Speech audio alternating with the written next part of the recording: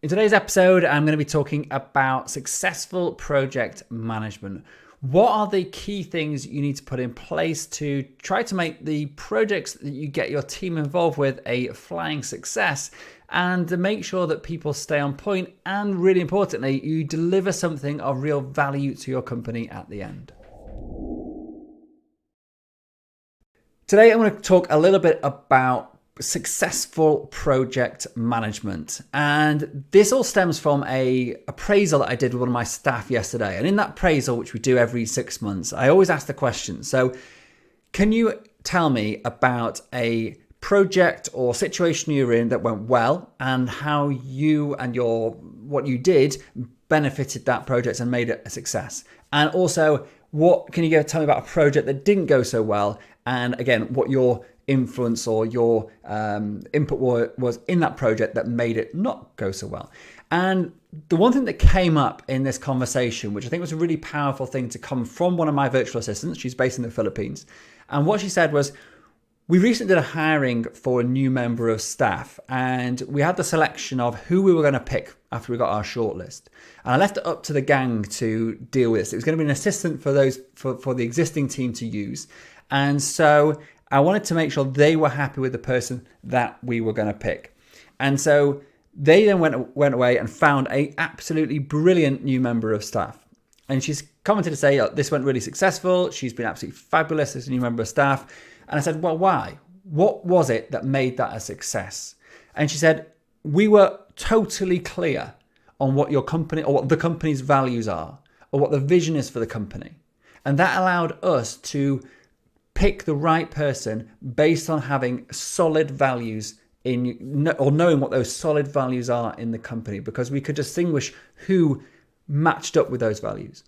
And we're also totally clear on what the role was that we were hiring for, because we defined a job description and the responsibilities that person was going to have and the sort of tasks they were going to do. So we were totally clear on the type of person we wanted, and we were totally clear on what the person was going to do. So if you put that into the context of just a general project, having a clear vision of what your company's values are and where you're going with it allows you to know, is this project taking me one step closer, or is this hiring taking me one step closer to reaching my vision, reaching my goals? Because if it is, then it's the right thing to do. And if it's not, then you need to either scrap the project or adjust it so it does take you closer to your vision. So putting some time in to think about what your company values are and your company vision just permeate into everything you do in your business, whether it's hiring a new member of staff or starting a new project, coming up with your quarterly goals. All goes back to what your vision is, what your purpose is, and what your long-term goals are for the company. So that's the first thing. And the second thing, again, talking about it from a more general point of view, is about project management. So when you're starting a project and you want to involve other people in it, it's really tempting just to sort of kick off and get going. Yeah, let's just crack on. The only way to get going or get to the end is actually to start. But if you do that and you just sort of go, jump in at the deep end or go head on down, whatever the expression is, then you can end up getting, a week in, 2 weeks in, and it's not really clear to anyone where this project's going and what are we actually aiming at? What are the specifics we should be doing? When should things be delivered? What are the most high priority parts of this project? Which should be done first? Which can wait a little bit of time? And so one of the best things that we've done over the past couple of years is to start introduce a vision board for a project. And it sounds a bit crazy, but the idea is that before we even take the first step into a project, we think, this is something we might want to do. So maybe it's like we're going to launch a new course. Maybe we're going to add a new module. Maybe we're going to look at a new app, or maybe we're going to do whatever it is in the company you're going to do. And we say, okay, so who is it that's going to be using this? Is it going to be clients? Is it going to be staff? Is it going to be management? Who is it that's going to be using this? What problems are we having at the moment that this is going to solve? So maybe it is we don't have the ability to, transcribe our videos, whatever it is. So we're looking for a solution or a project to get us towards that. Maybe it's about publishing our podcast, which we recently had a project for, about creating, going from creating a podcast to actually getting out there, promoting it, putting it onto YouTube, putting it into social media. So that was a project about promoting our podcast. And so the problem is we don't have that. We don't have a solution to do that. And so then the solution is, what is the project? So what are we going to actually create at the end? And then really importantly, what is the business objective for doing this? So the 4 things, just to recap, are who are the target users, what problems does this solve, what is the solution, and what is the business objective for it? And then overriding all that is the vision for the project. So it's like, as a high level, why are we undertaking this project, and what is the overall objective and desired outcome?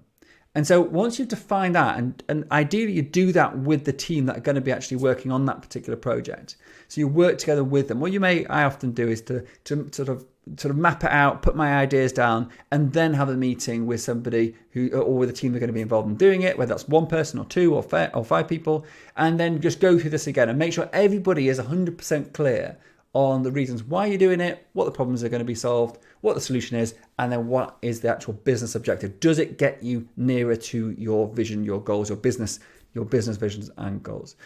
Once you've got all those things in place, you've now got a really clear, defined picture about what, at a high level, the project is going to be. And in the case of the hiring, it was like having these things in place, knowing what the person was going to do, what values we're looking for, and why we're hiring this person in the first place. So once you've got that, you can then take the next step, which is about planning.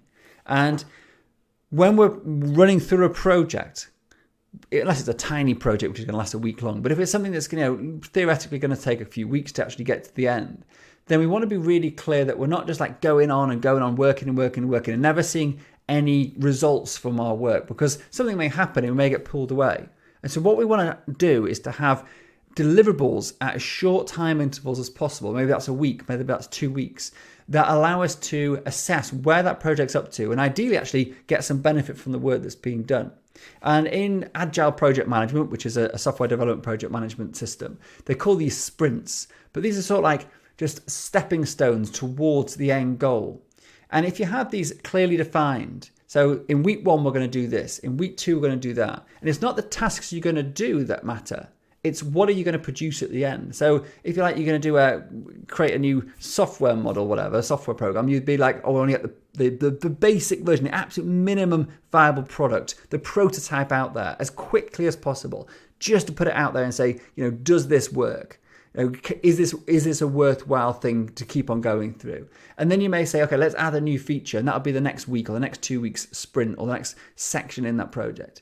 And by doing this, and creating milestones, short milestones that allow us to assess where we're up to in the project, but also create something of value that we can use in the business, even at that stage. It allows us to test things to see, is this working? Are we on the right track? Or do we need to change the direction of where this project's going based on the feedback we're getting from the people that are using this, whether that's clients or whether that's ourselves in the company.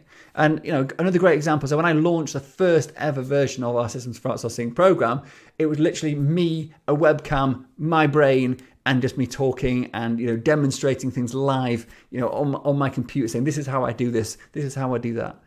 And the structure for that, or the goal, an initial goal I should say for that course was, do people think this is good stuff? Is this a valuable thing for people to learn? And if so, then I'll go ahead and do some more work into it. But without that knowledge of the absolute bare bones minimal viable product, there was no point in creating a whole course and putting everything together, making it all fancy and getting a course site built and all the rest of it, because it could have flopped.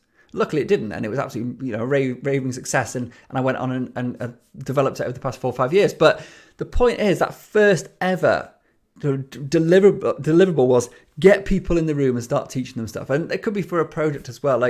We do a lot of we test out ideas all the time. It's okay, a new system for managing all of our operation manuals and keeping them updated. So we just sort of have a go at something. And we said, this week we're going to try this out. Does it work? Yeah, okay. Then we're going to try the next thing out, and then we're going to tweak it and we're going to improve it. Same thing with the podcast. First ever thing was put a post out onto a Facebook group to say we've got a new podcast. Then it was, okay, create some nice thumbnails. Then it was put it onto YouTube with some editing. Then it was, and the next thing we're going to do is keyword analysis. It's we'll build it up as we go along. But each stage, we're getting one step closer, and we're actually getting something valuable as we're going through.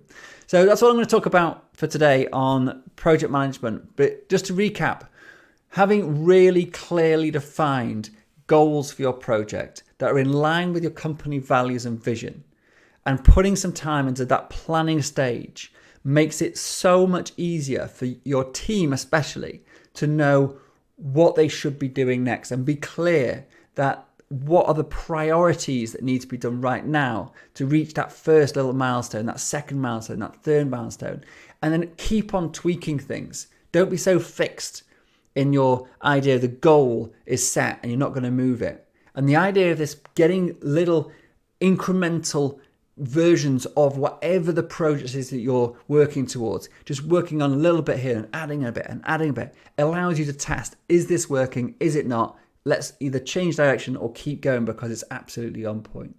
So that is probably one of the best things that we've done in our company, is to put more time in the planning stage, and that allows then the team to get on with stuff without having to come back to me continually and ask me for my input. If you like this episode, please remember to share it, to like it, to review it. Please review it. It means so much to us to get great reviews. And also, if you want more information, please join our Facebook group, Systems and Outsourcing Community, which you can find on Facebook, obviously. See you there. Thanks very much.